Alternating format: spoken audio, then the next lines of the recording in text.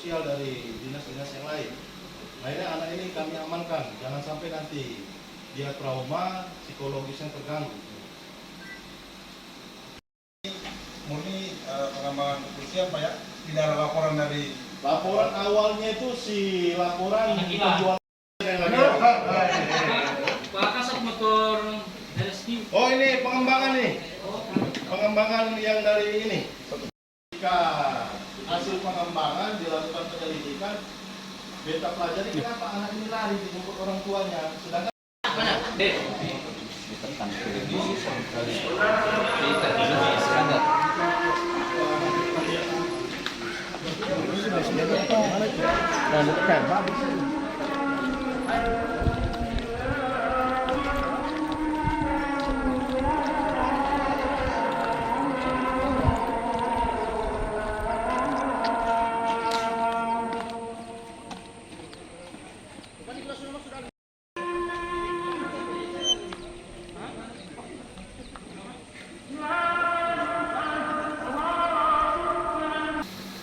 Baik, tindak pidana ini berawal dari laporan polisi yang kita terima di SPKT pada tanggal 15 Oktober 2022 dengan laporan terkait kronologis kejadian bahwa pada bulan Juli tahun 2022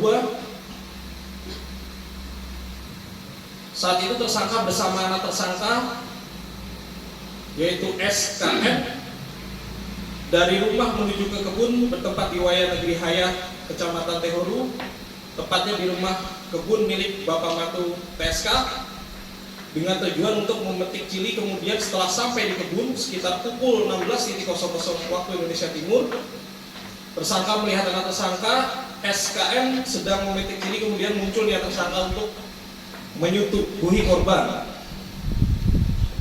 Langsung menghampiri anak tersangka dan mengatakan kepada anak tersangka, "Ose, sayang bapak kah?" Dan anak tersangka menjawab, "Sayang." Kemudian tersangka mengatakan, "Bapak bisa minta itu kah?" Dan jawab anak tersangka, "Jawab Pak." Dan tersangka menjawab, "Cepat-cepat saja." Kemudian anak tersangka mengatakan, "Iya sudah." Mungkin itu sekilas secara singkat saja untuk kronologis kejadian. Terima kasih sudah nonton. Jangan lupa like, subscribe, dan share ya.